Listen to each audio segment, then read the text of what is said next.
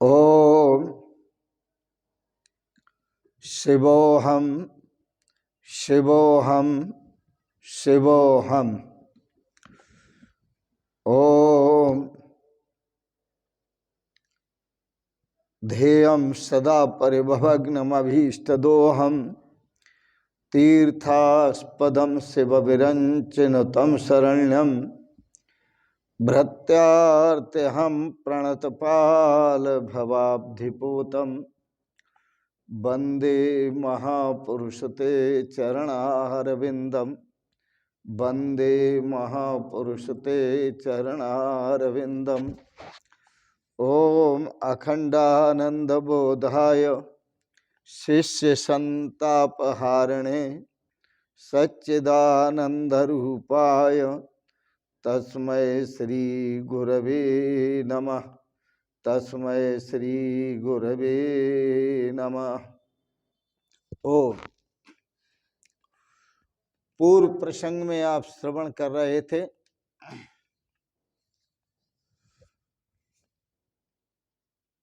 यदि देहम पृथक कृत्य चिति विश्राम्य तिष्ठसि अधुनैव सुखी शांत बंध मुक्तो भविष्यति। हे तात, अपने आत्मा से देह को भिन्न करके अलग करके अपने चिति चेतन स्वरूप आत्म स्वरूप में ठहर जाओगे, समाधिस्थ हो जाओगे, विश्राम करोगे, तो मेरा वचन है कि तुम अभी सुखी हो जाओगे, अभी शांत हो जाओगे और अभी बंधन से मुक्त हो जाओगे। सच्चाई ये है कि जीवन में जो बंधन है वो अभी है, और यह भी सच्चाई है कि जीवन में मुक्ति है तो वह भी अभी है। आप सोच रहे होंगे कि बंधन कभी दूर होगा, हम कभी बंधन से मुक्त होंगे। आप कभी हो नहीं सकते। आप सोच रहे होंगे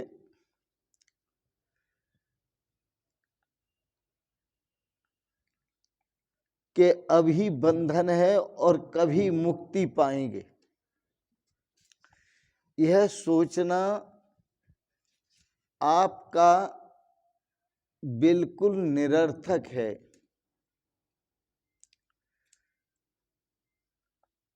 अभी अंधेरा है, प्रकाश कभी होगा। इन दोनों की घटनाएं जो घटती हैं, क्योंकि ये सोच गलत है। अभी अंधेरा है, प्रकाश कभी होगा। अरे अभी अंधेरा है, प्रकाश भी होगा तो अभी होगा। सूर्य जब निकलता है तो दोनों घटनाएं युगपत घटती हैं। अंधकार नष्ट हो जाता है, प्रकाश हो जाता है। इसी तरह से जब आत्मज्ञान होता है साधक को, ब्रह्म ज्ञान प्राप्त होता है साधक को, तो दोनों घटनाएं युगपत घटती हैं। अभी बंधन है और अभी मुक्ति है।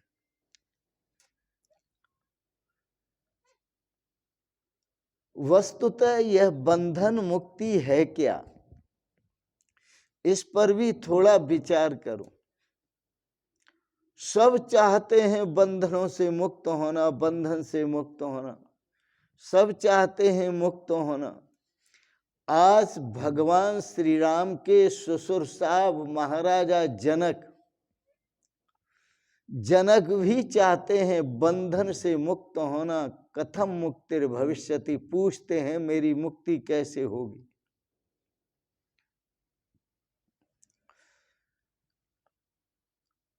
महर्षि अष्टावक्र का सूत्र है अभी और यहीं। बंधन अभी है तो मुक्ति भी अभी है। ध्यान का कल आप श्रवण कर रहे थे, आत्यंतिक सूत्र है विश्राम। ध्यान में विश्राम होता है और विश्राम का अर्थ होता है मन से संकल्प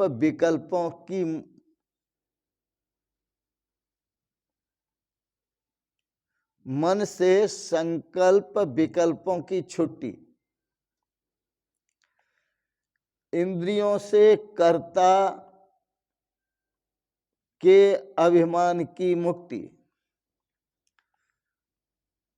बुद्धि से करने के अभिमान की मुक्ति, इंद्रियों से कर्तापने की मुक्ति और बुद्धि से अभिमान की मुक्ति।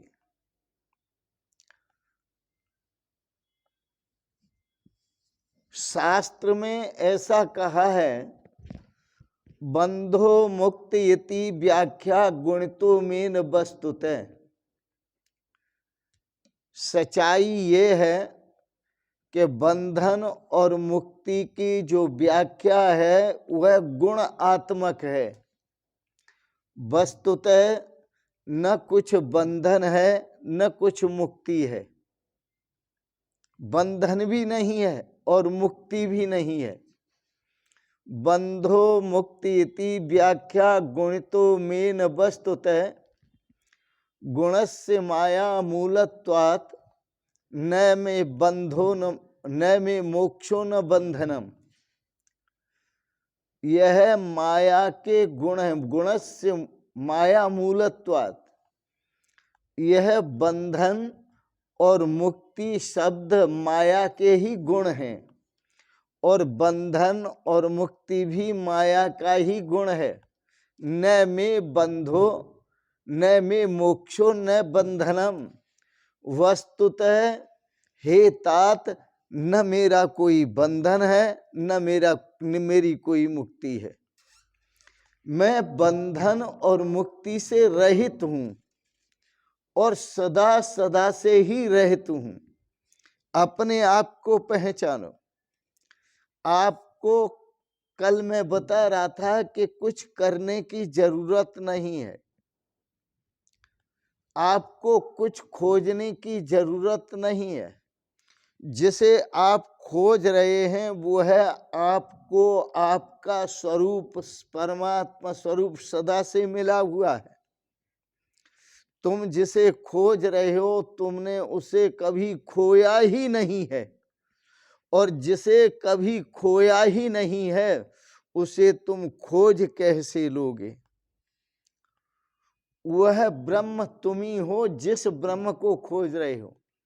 इसलिए सामवेद ने कहा तत्त्वमसि, कि जिस ब्रह्म को तुम खोज रहे हो तत्त्वमसि, वह ब्रह्म तुम ही हो।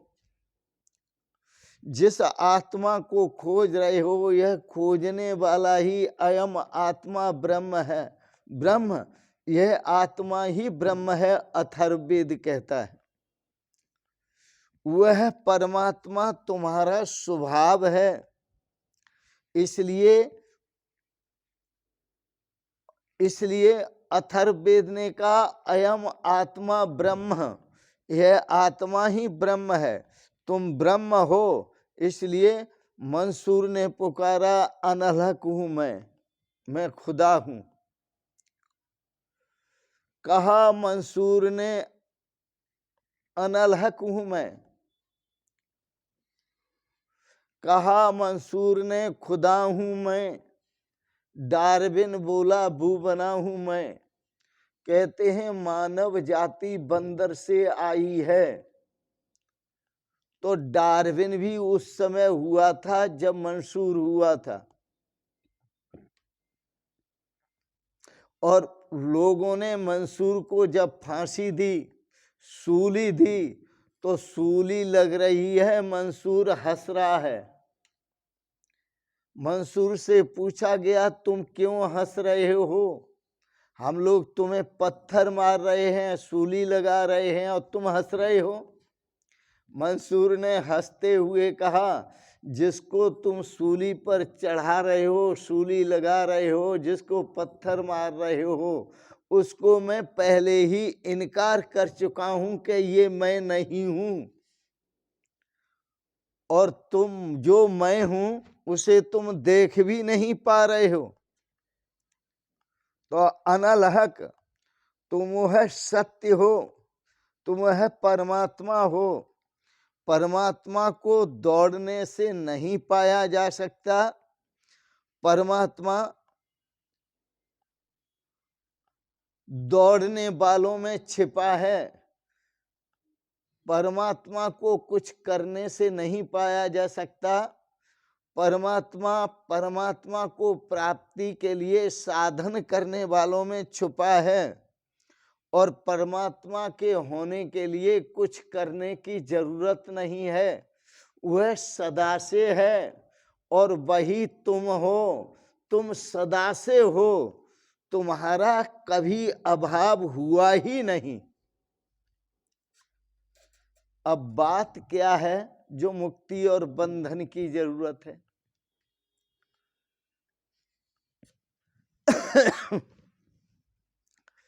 यह आपको हम अगले इस श्लोक में बताएंगे। ये महामंत्र है महाराज। ये वेदों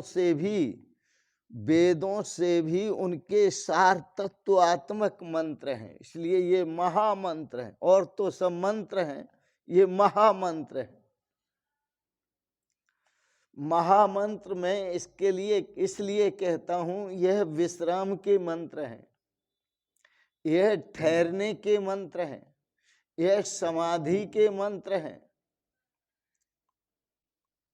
और महर्षि अष्टावक्र कहते हैं कि तुम कुछ करके प्राप्त करोगे, तुम दौड़ के प्राप्त करोगे, तुम कुछ छोड़ के प्राप्त करोगे, तुम कुछ ग्रहण करके प्राप्त करोगे। ये तनाव छोड़ दो। तुम कुछ भी करके प्राप्त नहीं कर सकते, करने का तनाव छोड़ दो, विश्राम में जियो। कहाँ जाते हो? तुम जा रहे हो, जहां तुम हो वहां भी परमात्मा है, जहां जा रहे हो वहां भी परमात्मा है। कहीं जाने की जरूरत नहीं है, कहीं आपको पहुंचने की जरूरत नहीं है। क्या करना है? चिति विश्राम तिष्ठसि। राजा जनक को कहा, तात यदि चेतन में विश्राम करके ठहर जाएगा तो तू अभी सुखी हो जाएगा, अभी और इसी क्षण अधुनैव सुखी और शांत तथा मुक्त हो जाएगा।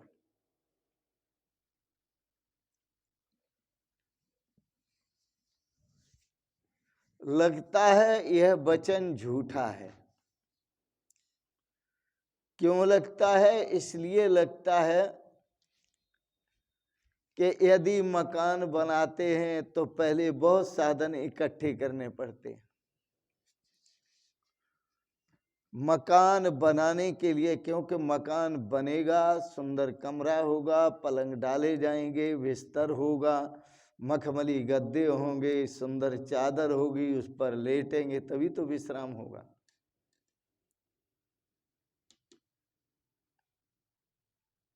हमारी ऐसी सोच है,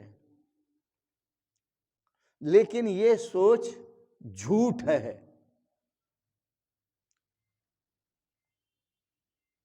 और हमें लगता है कि महर्षि अष्टावक्र बोल रहे हैं वह झूठ है, जबकि तुम्हारी सोच झूठ है।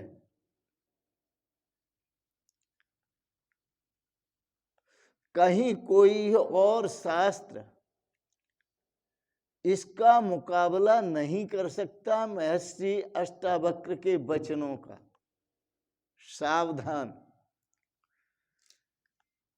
महर्षि अष्टावक्र कहते हैं, हे तात, न त्वं विप्रादिको वर्णो न आश्रमी नाक्ष गोचराः असंगो असि निराकारो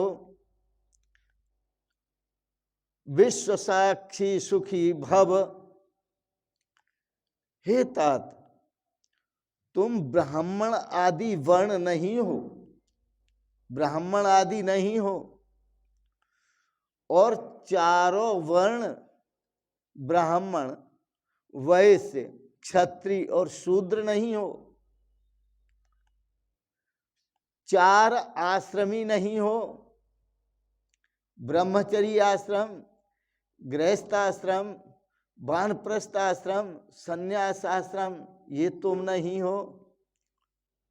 न अक्ष गोचरः, और तुम आंख से देखने में आने वाले नहीं हो। तुम तो असंगो असी, सदा से ही असंग हो, तुम तो सदा से ही निर्विकार हो, तुम्हारे अंदर कोई विकार नहीं है। विश्व साक्षी, तुम समस्त विश्व के साक्षी हो। सुखी भव, अभी सुखी हो जाओ। बड़ा सुंदर है,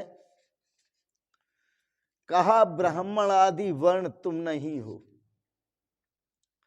तुम कोई आश्रम वाले भी नहीं हो, तुम आंख आदि इंद्रिय नहीं हो और ना आंख आदि इंद्रिय का विषय हो। आंख, कान, नाक आदि आदि इंद्रियों का विषय नहीं हो।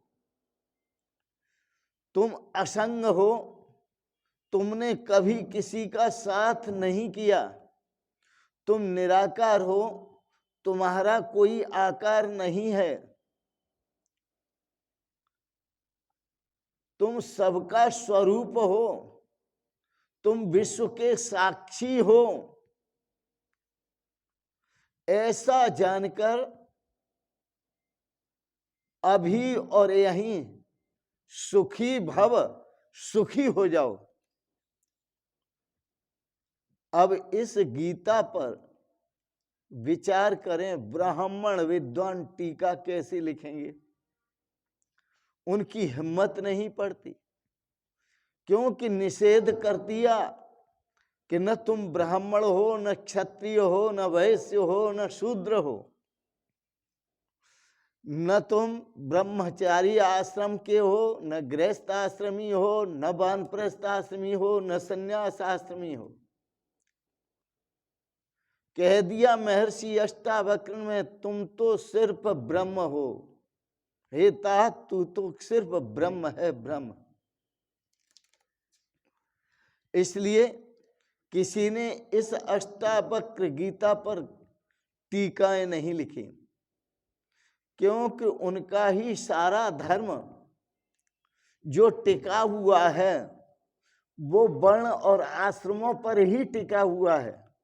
इसलिए वर्ण और आश्रम का कोई महत्व होता तब तो टीकाएं लिखने पर मजा आता। अब आश्रम का, वर्णों का कोई महत्व नहीं है यहाँ, इसलिए कोई टीका नहीं लिखी गई। क्योंकि महर्षि अष्टावक्र कहते हैं, न त्वम विप्रादिको वर्णो, तू विप्र आदि वर्ण का नहीं है, न तू ब्राह्मण है, न क्षत्रिय है, न वैश्य है, न शूद्र है, तू आश्रमी भी नहीं है, न ब्रह्मचारी है, न ग्रही है, और न वानप्रस्थ है, न सन्यासी है। तू तो असंग है, तूने इन कभी वर्ण आश्रमों का कभी संग किया ही नहीं। ये तो सब साकार हैं, तू निराकार है। विश्व साक्षी, हे तात, तू समस्त विश्व का साक्षी है। सुखी भव।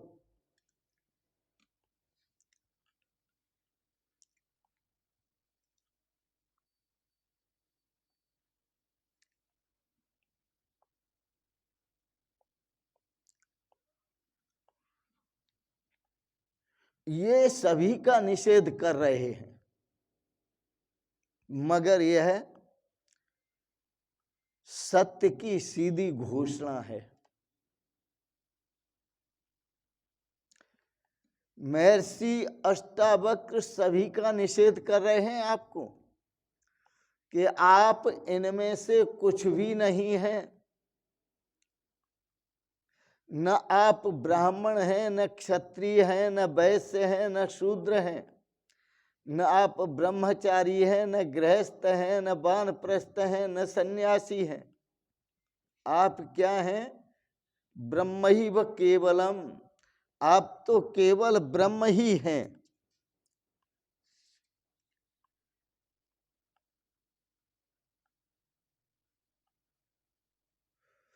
और दूसरी बात महर्षि अष्टावक्र यह नहीं कहते आप ब्रह्म ही हैं, ऐसा तुम जानोगे तब ब्रह्म होगे, ऐसा नहीं कहते। जानने का तो निषेध करते हैं, वो सभी का निषेध करते हैं, मगर वह सत्य की यह घोषणा करते हैं, प्रत्यक्षम ब्रह्मासि, तुम तो प्रत्यक्ष ब्रह्म हो। यह प्रत्यक्ष घोषणा है। तो अष्टावक्र कहते हैं ऐसा जानकर कि तुम ब्रह्म हो, अहम ब्रह्मास्मि, मैं ब्रह्म हूं, ऐसा जानकर अभी सुखी और अभी शांत और अभी मुक्त हो जाओ। न त्वं विप्रादिको वर्णो नाश्रमी नाक्ष गोचराः असंगो असि निराकारो विश्व साक्षी सुखी भव। यह महर्षि अष्टावक्र की घोषणा है। तू समस्त विश्व का साक्षी है, बस सुखी हो। तो जो भी ज्ञान उत्पन्न हुए हैं, जिसको भी ज्ञान उत्पन्न हुए हैं और जो भी ज्ञान उत्पन्न हुआ है वो हियर एंड नाउ, अभी और यहीं हुआ है। और जो भी बंधन था वह बंधन खत्म हुआ है, वो अभी और यहीं हुआ है। जो भी मुक्त हुए हैं वो भी अभी और यहीं मुक्त हुए हैं।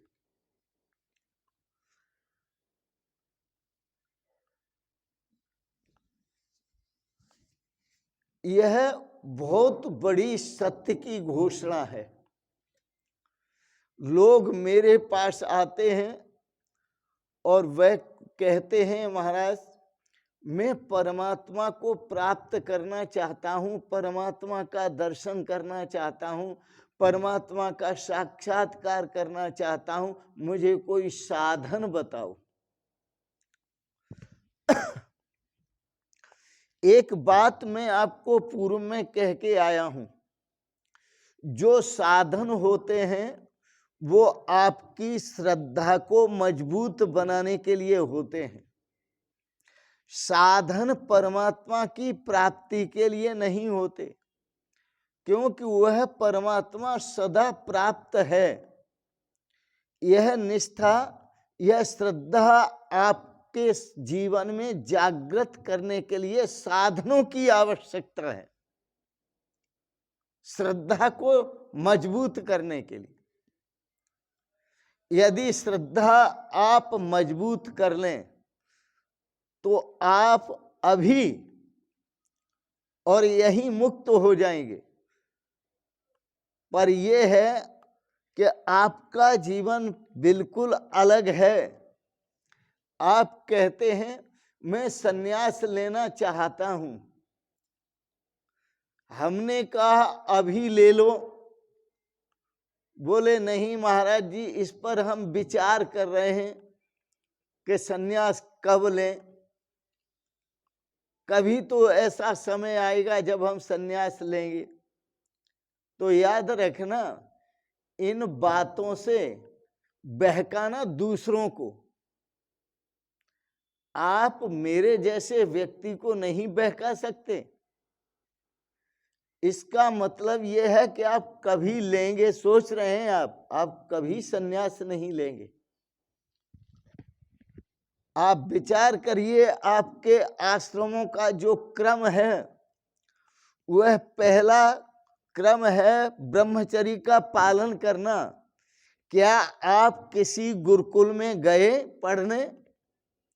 क्या उस गुरुकुल में रहकर आपने संस्कृत विद्या का अध्ययन किया? क्या आपने वेद और शास्त्रों का अध्ययन किया? वेद वेदांगों का अध्ययन किया? क्या आपने अपने धर्म का, अपने स्वरूप का, अपने कर्म का ज्ञान प्राप्त किया? क्या आप गुरुकुल में रहकर 25 वर्ष तक ब्रह्मचार्य का निर्वाह आपने किया? नहीं किया।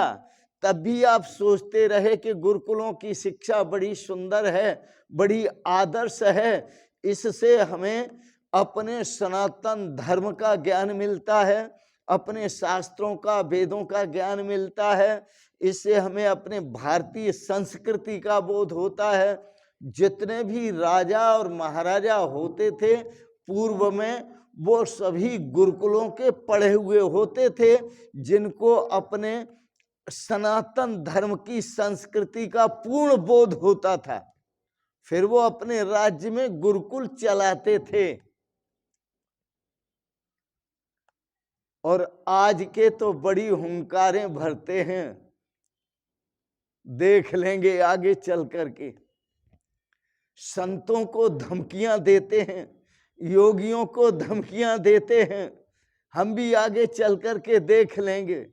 अरे बुद्धिहीनों, आपको अपनी संस्कृति का बोध नहीं है, आपको अपने स्वरूप का बोध नहीं है, आपको अपनी मर्यादाओं का बोध नहीं है। अब आप ब्रह्मचर्य आश्रम का तो पालन कर नहीं सके, अब आप गृहस्थ आश्रम का पालन कर रहे हैं। वो आप अपने हृदय पर हाथ रख करके देखो, क्या ठीक पालन कर रहे हो? वो भी क्योंकि आपने सद शिक्षा प्राप्त, वैदिक शिक्षा प्राप्त नहीं की, इसलिए आपका गृहस्थ धर्म भी, यह भी संशय से युक्त है। और गृहस्थ धर्म फिर 25 वर्ष ब्रह्मचारी, और 25 वर्ष के बाद 25 वर्ष तक गृहस्थ आश्रम में रहना, और जब 50 की उम्र हो जाए तो वानप्रस्थ धारण करना। क्या इच्छा है आपकी वानप्रस्थ धारण करने की, क्रम संन्यास लेने की? बोले महाराज अभी नहीं, अभी तो बच्चे हैं शादी के लिए, अभी बिटिया शादी के लिए है, बेटा शादी के लिए है, शादी कर लें तब वन में प्रस्थान करेंगे। तुम शादी भी कर लेना, फिर भी तुम वन में प्रस्थान नहीं करोगे, समझे? और शादी हो जाएगी तो भी तुम नहीं निकलोगे घर से। जब बच्चे तुम पर थूकेंगे और धक्के मारेंगे तब भी तुम्हें होश नहीं आएगा, उनसे लड़ मरोगे। प्रॉपर्टी मेरी है, मकान मेरा है, जमीन मेरी है, और तू मुझे कैसे बोलता है, लड़ मरोगे। लेकिन कुछ भी तुम्हारा नहीं है, याद रखना। अपने स्वरूप को पहचानो। तुम्हें कह रहा था, तुम आए हो और कहते हो मैं सन्यास कभी लूंगा, तुम कभी सन्यास नहीं लोगे। यदि सन्यास है तो अभी है, जीवन है तो अभी है, मुक्ति है तो अभी है, अज्ञान है तो अभी है, ज्ञान है तो अभी है, निद्रा है तो अभी है, निद्रा आलस प्रमाद है तो अभी है, और उससे जागरण है तो अभी है। कभी क्यों?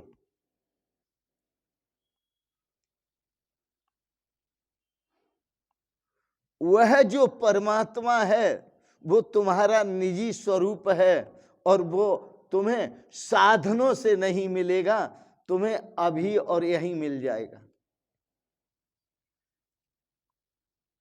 वह तुम्हारी दुकान नहीं है,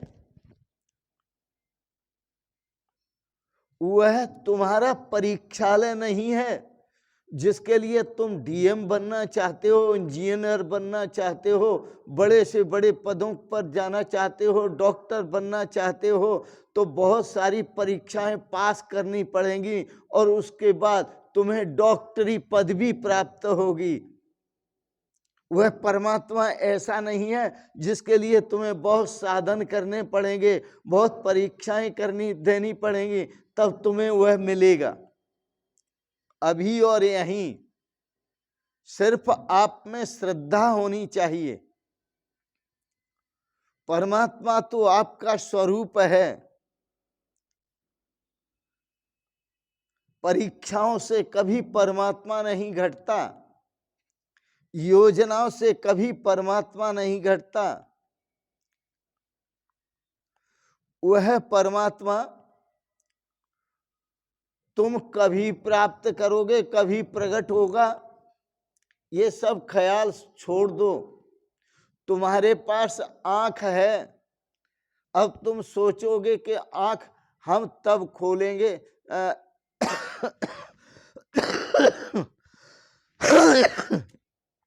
जब सूरज निकलेगा। जब सूरज निकलेगा तब आंख खोलेंगे। तो जहां सूरज निकलेगा या आंखें बंद करो तुम, और तुम ये सोचो कि जब हम आंख खोलेंगे तब सूरज निकलेगा। ऐसा नहीं है कि जब तुम आंख खोलोगे तब सूरज निकलेगा। सूरज तो निकला हुआ है। अब तुम दिन में भी सो रहे हो पड़े पड़े, और ये ख्वाब देख रहे हो कि सूरज निकलेगा तब हम आंख खोलेंगे। तो तुम तो उस निराकार स्वरूप ब्रह्म में सदा से स्थित हो। वह परमात्मा तुम्हारा स्वरूप है। यह कोई तुमने दुकान नहीं सजानी है कि पहले प्लॉट लो, फिर उसमें दुकान बनाओ, फिर दुकान बना के उसमें पेंट प्लास्टर करो, पेंटर को बुलाओ, पेंट करो, फिर उसमें सामान बाजार से खरीद के लाओ, और खरीद के लाकर फिर दुकान चलाओ, तब बैठो दुकान पर, तब दुकानदार कहलाओ। ये कोई व्यापारिक विषय नहीं है। परमात्मा के पास कोई व्यापारिक विषय नहीं है। परमात्मा अभी है और यही है। और अधिक आपको बताऊं कि किसी ने पूछा था स्वामी राम तीर्थ से कि मैं परमात्मा को देखना चाहता हूं, प्राप्त करना चाहता हूं। तो स्वामी राम ने कहा कि परमात्मा अभी है। उसने कहा कहाँ है? बोले यही है। परमात्मा अभी है, कहाँ है? बोले यही है। तो बोले यही है, दिखाई तो नहीं देता, मैं देखना चाहता हूं। बोले यही है। जो देखना चाहता है यही है। अरे इंसान, दिखाई देने वाले को मत देख, देखने वाले को देख। जो देखना चाहता है परमात्मा को, उसको देख, देखने वाले को देख, और ऐसा देख, ऐसा देख, देख देख देख, ऐसा देख कि मिट जाए द्वितीय, रह जाए एक। यहां दूसरा कोई है ही नहीं, केवल परमात्मा ही परमात्मा है। देखो आप अपने में, बाहर देख रहे हो इसलिए मिलता नहीं। जरा अपने में झांक करके देखो। संत महापुरुषों ने आपको संदेश दिया है, ऋषि महर्षियों ने। बदन के अगर बंद सवदर करे, जो मन है उसे दिल के अंदर करे। जमे इस तरह योग से उसका ध्यान, कि इंसान के सर में रहें उसके प्राण। बाकी झांकी श्याम की, बसे हृदय के बीच। जब चाहूं दर्शन करूं, दोनों आंखें मीच। मुझे कहीं जाने की जरूरत नहीं, मुझे कुछ साधन करने की जरूरत नहीं, कहीं चल करके जाने की जरूरत नहीं। वह परमात्मा मेरा स्वरूप है। अहरनिश उस परमात्मा की ही गूंज है, अहरनिश उस परमात्मा का ही नाद हो रहा है। ओंकार की ध्वनि श्रवण करो, सब तरफ गूंज हो रही है। सोहम शिवोहम ओम। लेकिन ये सतगुरु का ज्ञान है। इस भाव में, इस गहराई में बिना गुरुओं के उतरना थोड़ा आपके लिए कठिन होगा। इसलिए सतगुरु शरणागति,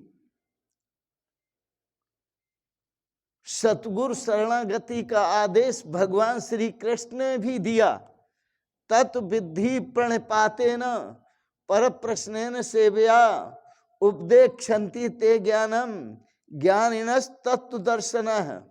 देखो, आपके चारों तरफ अनाहत नाद की गूंज हो रही है, चारों तरफ गूंज रहा है। खोलो कान, खोलो आंख। आंख खोलने पर कितना समय लगता है, उस परमात्मा के अनुभव में इतना समय भी नहीं लगता। आंख खोलने में तो पलक झपकना पड़ता है। ये पलक कहते हैं पल के लिए, जो पलक झपकते हैं वो पल होता है। तो पल जो होता है, पलक झपकते हैं और खोलते हैं, इतनी देरी भी परमात्मा की प्राप्ति में नहीं लगती, उसके अनुभव में नहीं लगती। खोलो आंख, खोलो कान और सुनो उस अनाहत नाद को।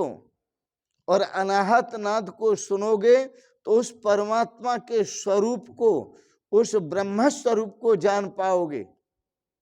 मगर परमात्मा के पाने में पल भी नहीं लगता है, याद रखना। महर्षि अष्टावक्र कहते हैं, विश्व साक्षी, तू तो समस्त विश्व ब्रह्मांड का साक्षी है। और कहते हैं, सुखी भव, अपने साक्षी स्वरूप को जानकर सुखी हो। विश्व साक्षी सुखी भव, विश्व साक्षी असंगो असी, तू तो सदा असंग है, कभी बंधन में आया ही नहीं, तो क्यों मुक्ति की इच्छा करता है।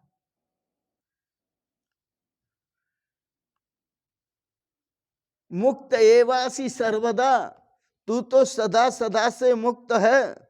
निराकारी निर्विकारी, तू सदा से निर्विकार है, निराकार है। सुखी भव, तू सुखी हो जा अभी और यहीं। जिज्ञासु को और मुमुक्षु को, जिज्ञासु को और मुमुक्षु को साधनों की अपेक्षा नहीं होती, साधनों की जरूरत नहीं होती।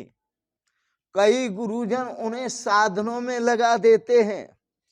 मुमुक्षु कहते हैं, मोक्ष तुम इच्छु मुमुक्षु, जो मोक्ष की इच्छा रखते हैं उन्हें किसी साधन की जरूरत नहीं है। जो जिज्ञासु होते हैं उन्हें भी किसी साधन की जरूरत नहीं है, कि जहां जिज्ञासा होती है वहां पर परमात्मा स्वयं प्रकट होते हैं।